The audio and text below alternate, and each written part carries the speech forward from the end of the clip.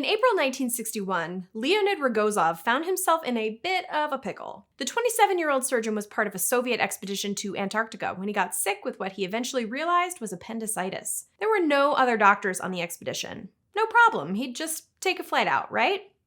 Wrong. The weather made flying anywhere impossible, not to mention the fact that travel back to Russia by sea took almost 40 days. So Rogozov, who wrote in his journal that the pain felt like a snowstorm whipping through my soul, wailing like 100 jackals, decided that the only option he had if he wanted to live was to take a scalpel to himself. Hi, I'm Erin McCarthy, editor-in-chief of Mental Floss, and this is The List Show. If you want something done right, do it yourself is an old adage that doesn't seem like it would apply to major surgery. But for a handful of people, cutting themselves open to relieve a condition seemed like a good idea, or their only option. Rogozov is just the tip of the autosurgical iceberg. In this episode, we're going to look at everyone from the founding father who stuck a whalebone where he shouldn't have, to the only known woman to have given herself a C-section. Let's get started.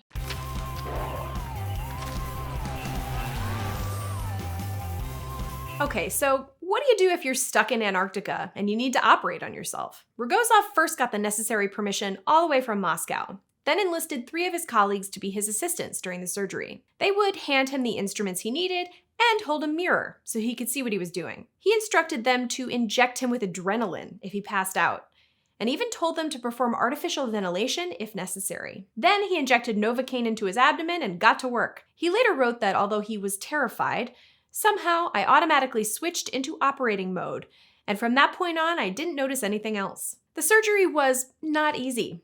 Rogozov had to discard the mirror and work by touch, but the surgeon did eventually reach his appendix, remove it, and stitch himself up in around 2 hours. Good thing, too. After looking at the organ, he estimated it would have burst within a day. Rogozov went back to work 2 weeks later.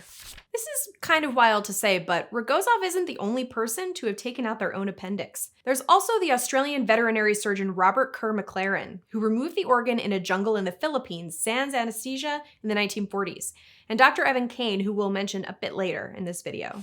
You might not know Gouverneur Morris's name, but you've probably read his work. He tweaked some of the language of the Constitution, earning himself the moniker the penman of the Constitution. He was also a US Senator, a one-time minister to France, and has the dubious distinction of being the only founding father to stick a whalebone in his penis, at least that we know about. Here's what happened.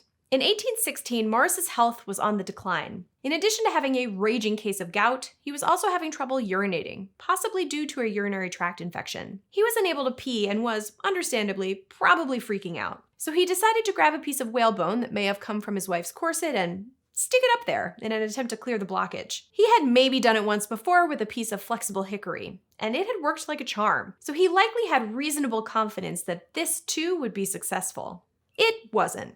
Morris ended up with a penile infection and died on November 6, 1816. Let this be a lesson to us all. You probably don't need us to tell you that moms are amazing, but Inés Ramírez Pérez took it to a whole new level. The 40-year-old was at home at a remote location in southern Mexico in March 2000 when she went into labor. The nearest clinic was over 50 miles away, and she had no way to get there. The labor was difficult, and Pérez had previously had a stillbirth. So after 12 hours with no baby, she took some shots of hard liquor and used a 6-inch knife to cut the baby out. They both survived. There were reportedly no witnesses to the actual surgery, but one of the doctors who examined her 12 hours after the birth said that it was evident this surgery was not done by anyone with medical knowledge. There is no doctor or healer in the village, and it is highly doubtful that anyone would have been able to do this to her. If they had, it is such a small town, the word would have spread quickly, and we would have known. Pérez is believed to be the only person to have ever successfully given themselves a C-section. Legendary Danish explorer Peter Freuchen was made of tough stuff. In the 1920s, he returned to an Arctic base from out on the tundra, where he had survived an intense snowstorm. His left foot was in bad shape. Gangrene began to develop. Freuchen wrote that the flesh fell away until the bones protruded. There were no doctors on site, but Freuchen was attended to by an indigenous woman who said she had experience with frozen limbs. He would later write that, when a man is sick and cold and lonely, he gets strange ideas. And one day I told the nurse that I wanted to have those toes off. She agreed that that was best, and volunteered to bite his toes off at the joint, which, Freuchen explained, would prevent the ghosts from occupying my body because her mouth would close the wounds immediately. He thanked her, but went with his own toe removal method instead. He put a nail puller over each toe and, in his words, banked it off with a hammer. He would eventually lose his whole leg after this incident, but that didn't slow him down. Freuchen was part of the Danish resistance movement against the Nazis and aided Jewish refugees from Nazi Germany. When he was captured by the Nazis and sentenced to death, he escaped. He starred in a movie and won the game show The $64,000 Question. And he also claimed to have once made a tool out of his own frozen poop to chisel his way out of an ice pit. Yet another example of desperate times calling for desperate measures. Operating on yourself feels like an experience you wouldn't want to repeat. But that wasn't the case for Dr. Evan O'Neill Kane, a Pennsylvania-based surgeon who, in 1919, amputated his own finger. Then, in 1921, he decided to do a self-surgery for science. He was wary of general anesthesia, so Kane tested whether or not local anesthetic would work by giving himself an appendectomy. And he actually needed it. Kane suffered from chronic appendicitis. After the surgery, he told the New York Times, "I now know exactly how the patient feels when being operated upon under local treatment. And that was one of the objects I had in mind when I determined to perform the operation myself." About a decade later, the 70-year-old surgeon operated on his own hernia caused by taking a tumble from a horse. Kane wasn't the only doctor to operate on his own hernia, or even the first. In 1909, 26-year-old Romanian surgeon Alexandre Fzaicou removed a hen's egg-sized inguinal hernia, which the medical news today describes as a condition in which some of the contents of the abdominal cavity push through a weak spot in the wall of the abdomen and form a painful swelling in the groin area. Youch.